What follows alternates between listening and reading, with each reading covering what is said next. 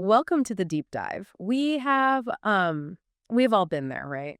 You're staring at your phone screen, you've typed out the message, and your thumb is just it's just hovering over the send button. Oh, yeah, the hovering thumb, it's a classic. Right. Or maybe you're standing right at the edge of a massive life decision, like a new job, a big move, a major relationship milestone. And instead of taking that final step forward, you suddenly just freeze. Your whole system hits the brakes. And, usually the immediate reaction is to just beat yourself up about it. Exactly. You think, why am I so weak? Why can't I just make a move? It feels less like you're trying to send a normal text and more like your brain's spam filter has suddenly flagged this life decision as dangerous malware. Yeah. Like it simply won't let you click proceed. You're completely paralyzed. Which is such an incredibly frustrating feeling when you're in it. It really is. And I want to know why our brains hit the brakes exactly when we are supposedly, supposed to be moving forward. Okay, let's unpack this. Well, our mission today is to completely reframe that urge, to pause, to show you that this hesitation is not a sign of weakness. And it certainly isn't an anxiety disorder acting up. All right. Today, we're diving into a really diverse stack of your sources, ranging from detailed astrological charts for the coming month to biological research on the human nervous system. And it's all anchored by this incredible essay called The Sacred Pause. Yeah, that essay is fascinating. It really is. And by weaving these together, we're going to look at hesitation as a highly advanced predictive inner guidance system. And the timing of this conversation is actually incredibly specific. Because of the dates mentioned in the sources. Exactly. Today is Thursday, April 30, 2026. And we are currently sitting in a very critical buildup period. It's this window of intense energetic shifting that is going to peak on May 20. So there's a literal clock ticking on this phenomenon for you. We're in this specific window right now, heading toward May 20. And the sources suggest that to understand why this hesitation is absolutely peaking for you right now, we have to look at the current astrological timeline. Yeah. There is a massive tension happening between what's going on in the sky and what's happening biologically in your body. But before we get into the biology of it all, let's break down this cosmic whiplash. Because looking at the dates and the notes, it seems like we're being asked to shift gears way too fast. Oh, absolutely. The astrological sequence is basically the blueprint for why your nervous system feels like it's currently short-circuiting. Let's look at the mechanics of this timeline. So on May 16, we have a new moon in Taurus. And Taurus is very grounded. Right. Very. The archetype of Taurus energy is all about slowing down, getting grounded, and literally feeling the earth under your feet. It's heavy, steady, deliberate. You are meant to be moving at a walking pace. Okay, walking pace. Got it. But then, literally the very next day, May 17th, Mercury, which is the planet governing communication, thought processes, data exchange, enters Gemini. And Mercury in Gemini is the exact opposite of Taurus. It's all about speed. Pure, unadulterated speed. It's characterized by insatiable curiosity, playful energy, and this massive, instantaneous influx of information. And it doesn't stop there, because the notes also mention that Uranus is already in the background during this whole period, just actively shaking things up. Yes, Uranus is a huge factor here. Which makes total sense because in astrological terms, Uranus is the planet associated with sudden disruptions, rebellion, and like the literal electrical impulses in the human body. So our nervous systems are already carrying a higher voltage than normal. Exactly. The voltage is already dialed up. And then the climax hits on May 20th when the sun itself enters Gemini. The source material describes this moment like the stadium lights suddenly getting flipped on. It creates this double speed awareness where you are suddenly seeing like 10 open doors at once. It's a lot to process all at once. It honestly sounds like we are being asked to shift from cruising in a heavy, slow-moving tractor in Taurus straight into a Formula One race car in Gemini, and in the span of about 4 days. What's fascinating here is how the physical body biologically responds to that exact tractor to race car shift. When the sun enters Gemini and illuminates all these diverging paths, that double-speed awareness is profoundly overwhelming to the human brain. Because the brain just can't keep up with that much input. Right. The brain is taking in thousands of data points a second about potential futures, risks, conversations. And what does an overwhelmed, highly stimulated nervous system do to protect itself from burning out? It hits the brakes. It hesitates. It freezes. It is a brilliant, built-in biological defense mechanism designed to keep you from driving that Formula One car straight into a literal wall. Wow. But the stars are throwing us into overdrive, and yet Society's default advice is almost always to ignore the overwhelm, right? To just push through the hesitation. Which is the worst thing you can do. We absolutely live in a culture that worships speed and decisiveness. Like, if you hesitate, you are immediately labeled as fearful or indecisive. The business world, especially, rewards the person who answers the fastest, not necessarily the person who answers the best. That is so true. Speed is seen as confidence. Right? But I actually have to push back on this idea of the sacred pause for a second. How do we actually know if we are experiencing a legitimate protective pause or if we're just letting plain old fear hold us back from a great opportunity? That's the million-dollar question. Because practically every self-help book and leadership seminar out there tells us that growth requires discomfort. I mean, if we just stop and freeze every single time we feel uncomfortable, how do we ever achieve anything or move forward? Well, the source material addresses this brilliantly by introducing a concept called the deeper karmic layer. So growth certainly requires discomfort, but not all discomfort is indicative of growth. Oh, that's an important distinction. Sometimes that discomfort is your soul or your subconscious screaming that you are heading in the completely wrong direction. The distinction lies in understanding that your body keeps a meticulous score of your history. Meaning it remembers everything. Everything. Your conscious mind can easily rationalize a shiny new opportunity. A higher salary, a prestigious title, an attractive partner. But your physical body remembers every single time in the past you said yes when you actually meant no. Oof. Yeah. It remembers the physiological cost of rushing in and abandoning your own boundaries.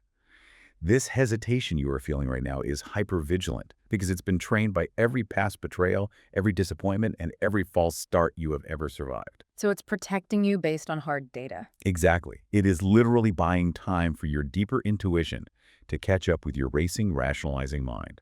So you're saying the body is essentially running a deep background check based on past trauma, while the conscious mind is still just, reading the glossy job description. That is exactly what's happened. That completely reframes hesitation from a flaw into a superpower. But because we know this hesitation is a brilliant biological boundary, we really need to know how to recognize it in the wild. Because hesitation rarely looks like just standing completely still like a statue, right? No, it almost never looks like that. It masks itself in really strange behaviors. Here's where it gets really interesting. The source outlines several hidden signals of this sacred hesitation. And I want to explore these by looking at one of the reader notes in our source stack from a guy named Marcus. Oh, Marcus's story is a perfect case study for this. He wrote in explaining that his family has always shamed him, like explicitly calling him the hesitator. Which is awful. It is. And he spent his entire life thinking he was fundamentally broken because he couldn't make rapid-fire decisions like his siblings. He's currently facing a major career pivot, and he's exhibiting almost all of the hidden signals of hesitation without even realizing what they are. Right. Let's look at what Marcus is doing. The first signal is that hovering thumb phenomenon we talked about at the start. He has the acceptance email drafted for this new job, but he just can't hit send. And people tell him he's just overthinking it. Yeah. But the reality is that his body has already read the energy or the timing of the situation before his conscious mind has processed it. The salary might be fine, but the underlying dynamic of the company is off, and his nervous system knows it. Which leads right to the second signal. Oh, yes. Marcus noted that every time he sits down to hit send on that email, he suddenly realizes his kitchen junk drawer absolutely must be alphabetized right this second. I think we've all been there. I relate to this so much. I will suddenly need to alphabetize my spice rack when I have a huge career decision to make. It's ridiculous. We usually brush that off as simple procrastination. Yeah. But it is actually a profound nervous system response. When the inside of your mind feels entirely chaotic because of a looming high-stakes choice, your nervous system desperately tries to create a container of safety. By controlling the outside environment. Exactly. By establishing rigid order on the outside, you are unconsciously building a safe, controllable space in your physical environment before you force yourself to open that metaphorical door. That makes so much sense. You can organize the spices or clean the drawer, but you eventually have to acknowledge the decision you're actively avoiding, because the avoidance is the body's way of telling you that the door you're about to walk through is structurally unsound. Which brings up the physical side of this too. Sometimes thinking about a specific opportunity doesn't make me want it clean. It just makes my whole body feel like lead. Yes, the physical heaviness. That's the third signal. My stomach drops, my shoulders rise up toward my ears. And the source makes a really crucial distinction here between the physical sensations of excitement and hesitation. Right, because they can feel similar if you aren't paying attention. Exactly. Excitement, even when it is terrifying, is expansive. It physically opens your chest up. Heaviness is contracting. It closes you down. If Marcus is looking at this job offer and feeling heavy, we often confuse that heaviness with the fear of success. But the source argues that heaviness is actually his body firmly saying no. And the body's no can manifest in incredibly sneaky ways. Yeah. Which brings us to our fourth signal, protective amnesia, or, forgetting deadlines. Oh, I do this. Let's say Marcus was told he had to reply to this job offer by May 18, and he genuinely just forgot. Or he somehow archived the email by accident. To an outsider, it looks like he's just being careless or self-sabotaging. Right, it looks unprofessional. But energetically and biologically, this is highly intelligent hesitation. His subconscious is actively avoiding a trap that his conscious mind isn't ready to admit is a terrible idea. So his brain just hides the email. Basically, yeah. Yeah. The brain is inducing a temporary forgetting in order to keep him safe, without forcing him to confront the conflict of actively rejecting the offer. It's self-sabotage rebranded as self-protection. That is fascinating. Now, there is another signal mentioned that feels related to that, a very specific type of boredom. Yes, the fifth signal. It's a gray, flat, repulsive feeling. You look at an option you thought you wanted for years, and instead of fear or excitement, you just feel absolute apathy, like you just don't care at all. That apathy is huge. It means you are not hesitating out of fear. You are hesitating because you have fundamentally outgrown that door. Your soul is completely bored by the idea of repeating a past cycle. You're just done with it. You are feeling a lack of resonance. The new doors that will open after the sun enters Gemini on May 20 will bring real, vibrant excitement.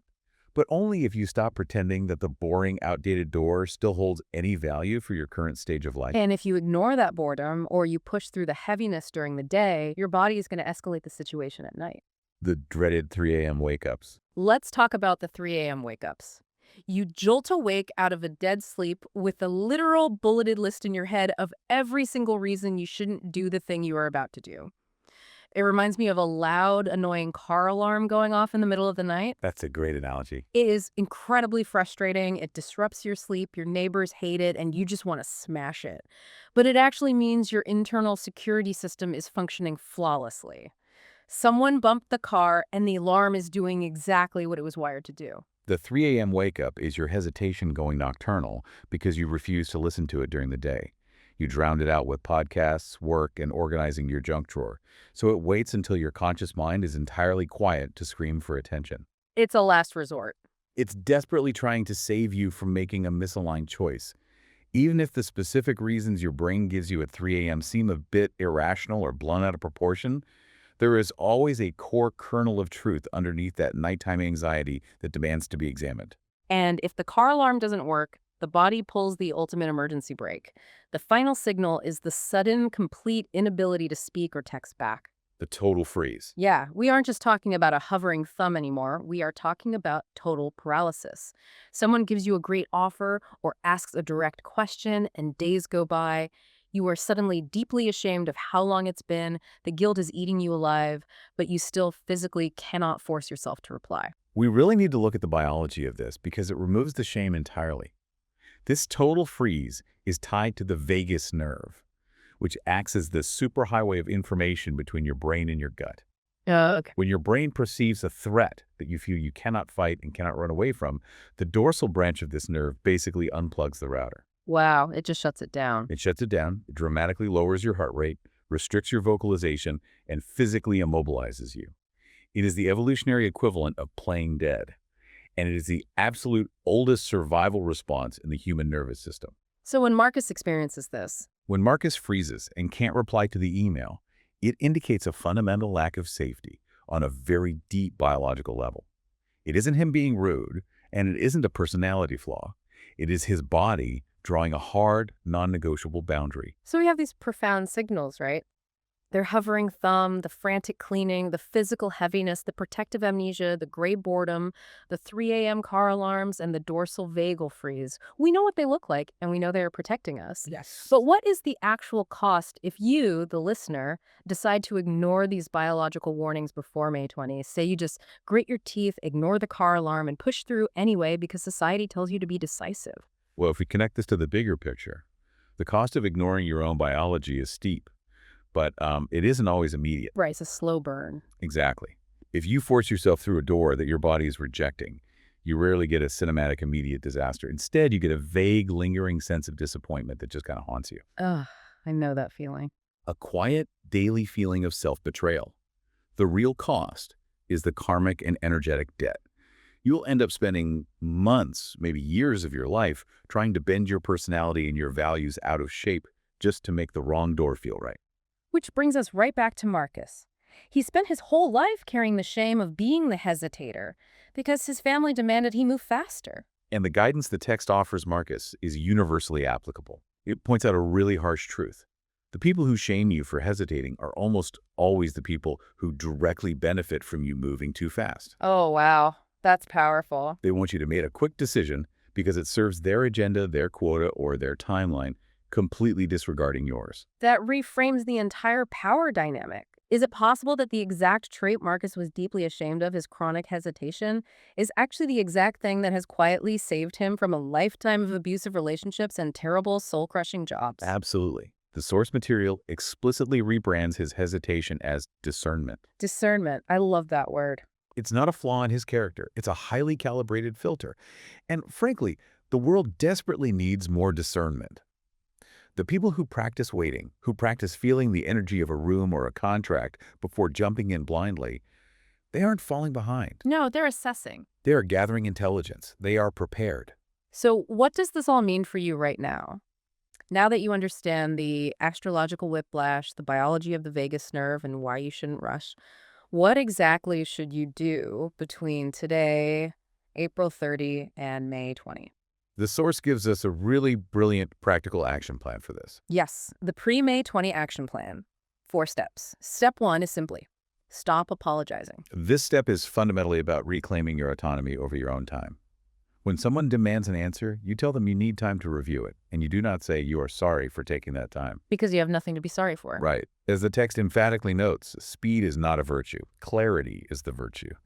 If a job opportunity or a relationship is truly meant for you, it will survive a 3-week wait until May 20. And if it doesn't? If an opportunity disappears simply because you paused to consider it, it was built on a foundation of urgency and manipulation. It was the wrong door to begin with. Speed is not a virtue. Clarity is. That is the defining quote of this deep dive. Now, step 2 is name it out loud. Stop saying, I'm so indecisive, and start saying, my body is telling me something important. You really have to speak to it. Yeah, you have to ask your hesitation directly. What memory or danger are you protecting me from right now? You might suddenly realize that the new boss you are interviewing with uses the exact same phrasing as a toxic partner from 5 years ago, and your body recognized the pattern before your brain did. And acknowledging that pattern leads directly to step 3, which is creating the wait until May 20 list. Yes, let's talk about the list. You sit down and you write out every single pressured decision you are currently facing. The looming text message, the job offer, the difficult family conversation. You physically cross out the original externally imposed deadline, and you explicitly write next to it, wait, revisit after May 20. I really love the concept of this list. It is like you are giving yourself permission to put your life into a cosmic waiting room. You don't have to carry the mental luggage around with you for the next 3 weeks. Exactly. You just set it down. But let's be real for a second. If my boss needs an answer on a major project proposal by Friday, I can't exactly look her in the eye and say, sorry, my nervous system is in a cosmic waiting room until the sun enters Gemini. Yeah, that probably won't go over well. No. How do we practically apply this deferment without getting fired or blowing up our real-world obligations? Well, that's a crucial distinction. You don't need to explain the astrological or somatic mechanics to your boss. You simply translate the boundary into professional scripts. Okay, give me an example. You say, I am incredibly invested in this project, and I want to ensure my strategy is bulletproof. I need until the end of the month to run the analytics. Or to a partner, you might say, This conversation is too important to me to rush while I'm this exhausted. Let's put a pin in it and sit down together next weekend. Oh, that's really smart. You are still deferring the decision, but you're framing it around providing a higher quality outcome. You are buying your nervous system the time it needs under the guise of professional or relational diligence. Okay, that is incredibly helpful and much less likely to get me fired. And finally, step 4 of the action plan. Move your body. Yes, this is so important. When you feel that dorsal vagal freeze locking you up, do not try to think your way out of it because you can't out-logic a biological freeze response, right? You'd have to shake your hands, stretch your neck, literally plant your feet on the floor and push down into the ground. The logic here relies entirely on somatic experiencing. Because hesitation lives in the nervous system, not the rational brain, moving your body is the only way to send a physical signal of safety up the vagus nerve. It's communicating in the body's language. By moving, you are proving to your biology that you are not paralyzed and there is no immediate predator in the room. You aren't trying to force a decision in that moment. You're just convincing your body that it is safe to thaw out. And then what happens? Well, once your system registers that safety, that massive paralyzing wall of hesitation softens into a quiet whisper. And once it's a whisper, you can actually hear the wisdom of what the hesitation was trying to tell you all along. So we do all this hard work. We use the scripts to defer the decisions. We sit in the waiting room. We shake out our hands and regulate our nervous systems. What is the ultimate payoff here? I want to know what exactly happens when the calendar finally flips to May 21. What is the somatic reward for enduring this pause? The physical and emotional relief is going to be profoundly palpable. According to the astrological timelines in the text, when you wake up on May 21, the dense fog of the past few weeks will feel noticeably thinner. Like the air literally clears. The unexplainable heaviness in your chest will lift. Your breath will naturally drop deeper into your diaphragm. But the most incredible mechanism of this pause is that many of the wrong doors you were agonizing over will have simply closed on their own while you were waiting. Without you having to do anything. Exactly. The manipulative text thread will go cold. The high-pressure exploding job offer will expire. And instead of feeling a wave of regret or fear of missing out, you will just feel an overwhelming cellular sense of relief. You dodged a bullet. You didn't miss out on your destiny. Right. You were saved from settling for a detour. The real doors, the ones meant for you, will absolutely still be open. And when you look at them, your body will feel light, expansive, and curious. Not clenched. Your jaw will literally unclench. That is the ultimate test, isn't it? The unclenched jaw. So, to wrap this all up, trust your hovering thumb. Trust the 3 a.m. car alarms and the sudden, overwhelming urge to alphabetize your spice rack. Trust the pause. Remember that excitement can be easily manufactured. Like, a charismatic salesperson can make you feel excited about buying a terrible car. But hesitation is brutally honest. It is the oldest, most protective part of you, and it simply refuses to lie. This raises an important question, though. Something for you to sit with as you go about your day and face those hovering thumb moments. If our physical bodies truly hold the precise biological memories of every single time we ignored our boundaries and said yes too quickly in the past, what would happen if we stopped viewing our bodies merely as fleshy vehicles carrying our brains from meeting to meeting and started treating them as the ultimate, highly calibrated predictive oracle for our future happiness? That is a beautiful thought. Let that oracle guide you this month. Take a deep breath, leave those high-pressure decisions in the cosmic waiting room, and we will see you in the next deep dive.